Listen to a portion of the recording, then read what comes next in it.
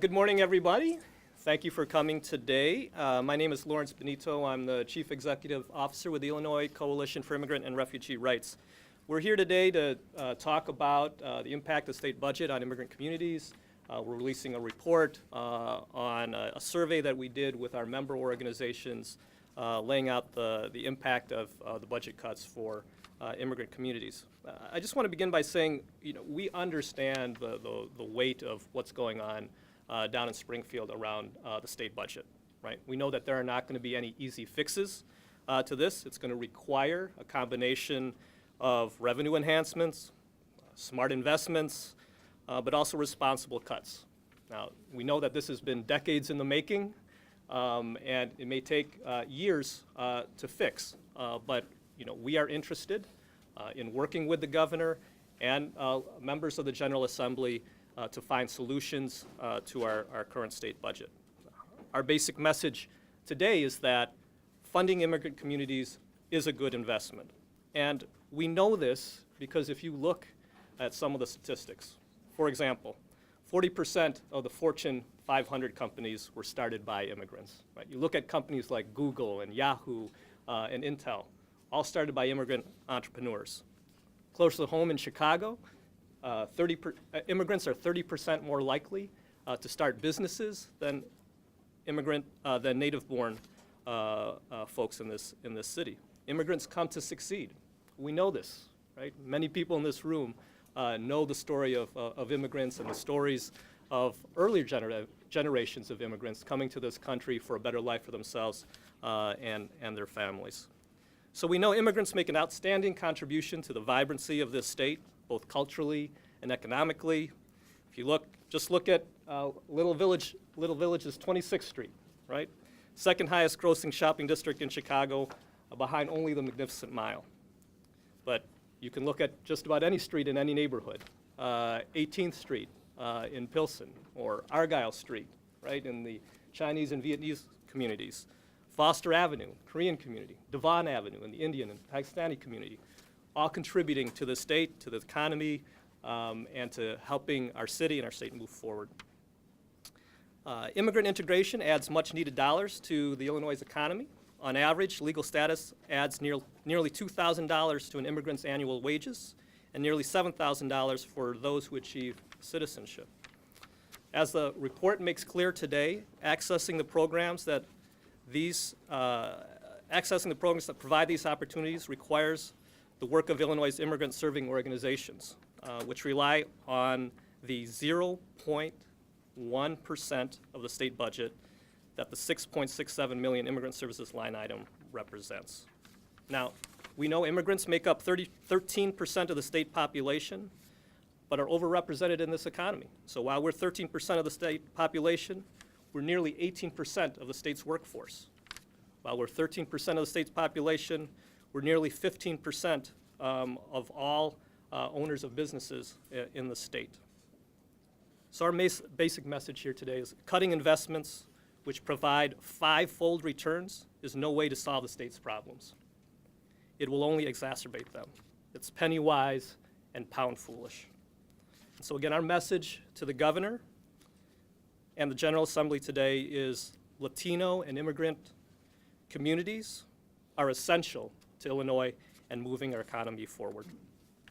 I'd now like to introduce Juan Salgado, who is the CEO of Instituto del Progreso Latino, former board president of ICIRR. Juan? Thanks. So I want to start by sharing that we agree with the governor who says we got to grow our way out of this. In fact, immigrants come to the United States because it's a country that has a growing economy. And so while we agree with the governor that we've got to grow our way out of this, we also understand that it's immigrants that hold a major key to growing our way out of the situation that we're in right now, right? And so, and it's immigrants at all income levels, okay? The high-skilled immigrants, the lower-skilled, lower-paid immigrants that are within our working families in our local communities. They all matter to growing our economy. And so, by eliminating very value-added services, for families and for people that want to become citizens, we're actually taking a step back in terms of a pro-growth strategy. I mean, let's talk, very directly about what goes on in the immigrant servicing that happens, right? You're talking about families that are coming in to become United States citizens. And as Lawrence has just reiterated to you, there's an economic benefit that comes into those families' households as a result of becoming United States citizens. A $7,000 to $9,000 economic value that comes to people that turn that into purchasing power, that turns that into moving our economy forward. And so when you start to eliminate the services that we provide, you make the barrier to citizenship that much harder, okay? And let's just put this in context. The fee that people need to pay to become United States citizens is now $675. $675. So for a working family who is now gaining the new minimum wage that we're so excited about, right? Which we are excited about, but think about it in the context of having to pay $675 to become a United States citizen. They're making this investment, folks, right? On behalf of their families, themselves, their communities, and on behalf of the state of Illinois. Because when that person becomes a citizen, on average, $9,000 is coming back into the local economy. So the more $9,000 returns we can get into our economy, the better off our economy is going to be. And so we need to incentivize citizenship for working families. We need to incentivize citizenship for our democracy, right? And we've got an infrastructure that we've built in this state, across the entire state, and everyone in this room represents that infrastructure. And it's a diverse infrastructure. It serves all kinds of immigrants all across our states, all across our state of Illinois, right? And so this diverse infrastructure, if the governor's current budget that he proposed starting July 1 comes to fruition, this infrastructure doesn't survive. Non-for-profits, requires some level of income in order to continue, right? And so most of us are going to have to shutter those doors, right? And the net result of that will be fewer citizens. And the net result of fewer citizens will be fewer dollars coming into our economy. So, Governor Rauner, we agree with you. We need to grow our way out of this, right? But don't grow our way out of this by cutting services to immigrants. We need to find the revenues, right? We need to figure out, as Lawrence said, how this can work, but we need to continue to make it work. And so we've set some priorities. We're looking forward to a conversation with Governor Rauner and his team, and we're looking forward to continuing services. Because if history tells you anything, right, we've been knocked down before as an immigrant community, right? And it's just a dog you don't want to kick, right? Because we've proven what happens when you kick that dog, right? And we're no dog, by the way. We're human beings, right? So it's even worse when you kick a human being, right? We get up, and we get up furious, and we get up ready to roll, right? So services are going to continue. That's my prediction, because Governor Rauner wants to grow, and we want to grow, and we're going to find a way to grow together. Thank you. Thank you, Juan. I'd now like to ask Ahlam Jabara, Deputy Director, here to talk about the budget survey. Thanks. Good morning. Again, my name is Ahlam Jabara, last name J-B-A-R-A, first name A-H-L-A-M. So in preparation for the budget crisis that we're in December and January, ICIRR sent out a budget survey to our ICIRR member and partner organizations. And you have a copy of it actually in your packets, which has more detail, but a few things that we've identified in our priorities, I'll outline right now. For example, the immigrant services line item in the state budget, which you've heard earlier today, is only 0.01% of the whole state budget, which funds two priorities: the Immigrant and Family Resource Program, or for short IFRP, which engages immigrant serving organizations to help the state to fulfill the language access requirement to provide services to immigrant communities and limited English speakers. Additionally, the other program is the New Americans Initiative, which is the citizenship program, which provides citizenship applications assistance and outreach. The challenge with cutting these programs, not only is it that there is costs that will be costs that will affect the communities, but also the state. But with the Immigrant Family Resource Program, the state is required to provide linguistically and culturally competent services to limited English speakers, so the state will have a difficult time meeting those guidelines. More than 3/4 of the organizations that we surveyed would be unable to continue providing IFRP and New Americans Initiative services. In the event of a full cut of the immigrant services line item in the IDHS budget, we foresee that 3 of the organizations would have to cease all programming completely, which is devastating to the people that they service. Immigrant serving organizations in Illinois are very small, and we saw through the survey that 1/3 of those have 7 or fewer employees, but do a great deal of work and stretch their dollars. The dollars that will be taken away from these organizations means that the majority of the communities in those neighborhoods will not be serviced, neither with language access or citizenship. More than half of the organizations would have to lay off staff, and 68% would have to reduce staff hours in the event that these cuts are made. And this is also talking about not only the fiscal year 2016, starting July 1st, but also the current threat of the fiscal year 2015 potential suspension of the programs as well. Illinois immigrant serving organizations rely on state funding to make their work possible. Nearly 8 in 10 of the organizations fund up to 30% of their staff with state investments. Some smaller organizations use state funds to enable about 100% of their staffing. And if these organizations shut down or reduce staff hours, that also means that our community members will not be provided the services they need to become self-sufficient and independent and contribute to our economy. Thank you. Thank you, Ahlam. I'd now like to introduce Daisy Funes, Executive Director of Centro Romero and a board member of ICIRR.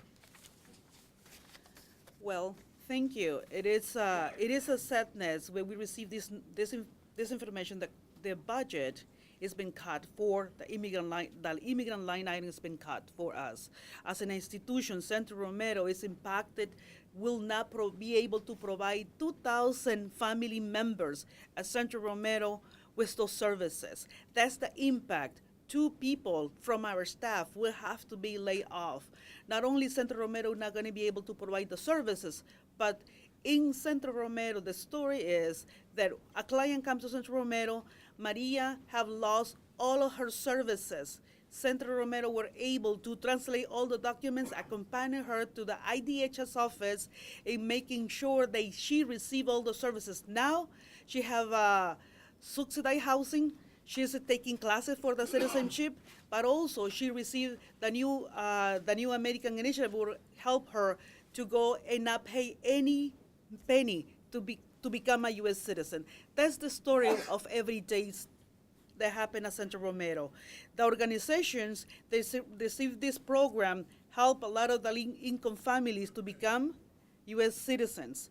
NIGHT, which is the New American Initiative, have helped 100,000 Illinoisans with the citizenship application the last 10 years. Many communities have only not become a U.S. citizen, but now they can vote, and we help them with that too. the IFRP program has reached 500,000 immigrants in the last 15 years, which is 59 different languages, help with 59 languages. The DHS offices, they don't have, in every office, they don't have a translator to help with the translation. So this is where we do this work. The governor proposal will be potential wipe out a new American initiative in the IFRP program and languages access service for hundreds of thousands of Illinoisans and immigrants as well, of course, right? In the time, this is the worst time for us that happened because we have to focus our program not only to celebrate the initiative the President Obama has announced for the DAPAs, but the executive decision which the governor himself praised when they first were announced. So what are we asking the governor is please think about the investment, and we can be partners in the process of deciding how can we build Chicago, and not only Chicago, but the state of Illinois. Thank you. Thank you, Daisy. Our last speaker from Mujeres Latinas en Acción, Claire Denton-Spalding, to share a story. Thank you. I'm here from Mujeres Latinas en Acción to share the story of Lupita Valvalle. Ms. Valvalle first learned about Mujeres' monthly citizenship workshops under the New Americans Initiative at the Mexican Consulate. A Mujeres outreach volunteer gave her more information about the process, and she became very motivated and attended the February 2014 citizenship workshop.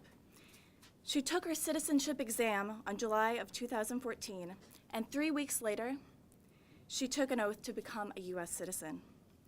Ms. Valvalle's experience of becoming a U.S. citizen was so positive that she became passionate about informing her community about the citizenship workshops. As she became more involved in her community, she realized that she needed to learn more about effective community involvement techniques. And in October 2014, she decided to enroll in Mujeres' 20-week Latina leadership group. She now applies the tools that she learned through this group and has participated in various events at Mujeres, including advocacy trips to Springfield and advocacy trips with local legislators. In October 2014, Ms. Valvalle became the Ventanilla de Salud coordinator at the Mexican Consulate through her work with community advocacy. She takes every opportunity at the Mexican Consulate and at Mujeres to promote the citizenship workshops and other services that are available in the community. Thank you. Thank you, Claire. We were hoping that Ms. Valvalle would be here to tell her story herself, but unfortunately she was at work today. So we're going to try to make sure that she's available for press or interview afterwards. This concludes our formal presentation. I think we've got time for a couple of questions. Otherwise, we'll close for individual interviews. Are you guys hearing from other lawmakers that they're going to help protect these items during budget negotiations? So we've had members with the General Assembly. We've had our members down in Springfield, every week since session has started. We have support from both Republicans and Democrats, from the various caucuses for our line. So that's encouraging to hear from members of the General Assembly, directly. Obviously, the state needs to figure out the issue of revenue and what they're going to do to move forward, but we are encouraged by what we've heard in Springfield thus far. How many people will be affected if you don't get this? Stefan, did you want to talk about the number of staff and communities? So according to the survey, approximately 229 staff will be laid off if these dollars from the immigrant services item are cut.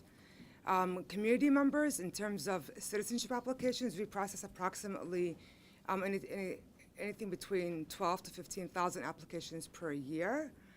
With the Immigrant Family Resource Program, we provide about 25,000 interpretations per year at the local IDHS offices, and we also assist with SNAP, Medicaid, child care applications, and those vary, and it ranges between 12 to 16,000 applications a year.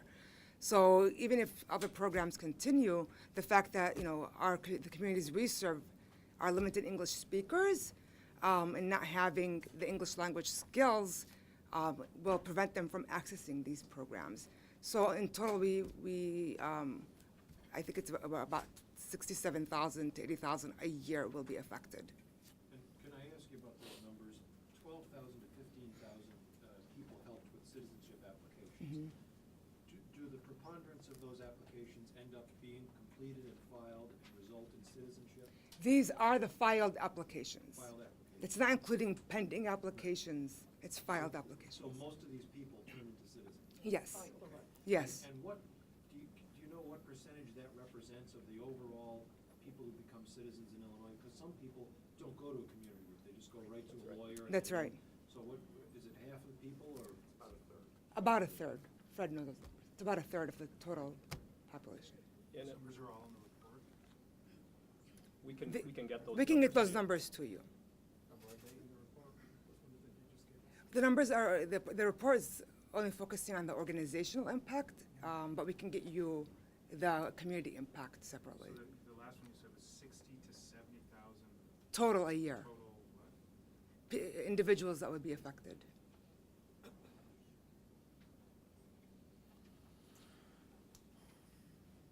Citizenship classes. Okay? So, yeah, Yesenia just pointed out a good point. So that does not include the people that we help with citizenship classes, with ESL classes. The 12 to 15,000 number are folks that we directly assisted, that we actually have the physical application for. But our outreach to people is much broader than that, and some people are able to take the information that we provide and, on their own, go and fill out the application. So in terms of, the measure of our impact, it's broader, but what we can physically demonstrate are the number of applications that we have directly assisted. But the number is much, much broader. So that was 12 to 15,000 a year. That's right. Yep. And Lawrence, if I can just add. Come on, Yesenia Sanchez, Executive Director of PASO. And also board member of ICIRR. So when we talk about citizenship, we're talking about people who are directly applying for citizenship. A lot of our organizations were offering much more than just citizenship.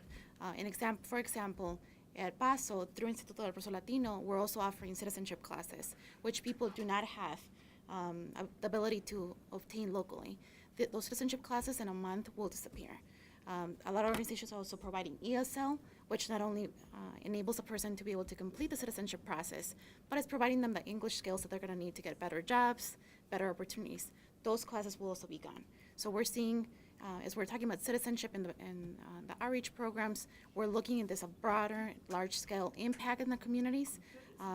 Computer skills, right? So as you can see, these organizations were on the ground, we're working with the communities, providing much more than the funds that we're getting for that, menial, I would say 0.01%. So we're gonna see a lot of other programs being completely eliminated. And what do you have for a number, does anybody know, of people who are helped to learn English? We can get those numbers to you. We do have numbers of English students and citizenship students. Just Polish American Association, we serve over 1,200 people. So you can count all the organizations, and they all provide ESL. So these are, thousands. And, I believe that there is one more thing we haven't really expressed strongly enough, that, those who are served by the Family Resource Program, they are unable to get help through the DHS. That's why they come to us, because, we provide bilingual help and counselors. Otherwise, with DHS, when you go there, they never have someone who speaks their language. So, they not only come once, but they come several times, and they're usually not served well. So this is crucial. You are going to have all those people later in hospitals, in nursing homes, and, so we'll spend a lot more money because, we are canceling that program. So we're going to close this formal program. There are a number of folks from various communities here if the press wants to follow up with individual interviews. Okay? Thank you very much.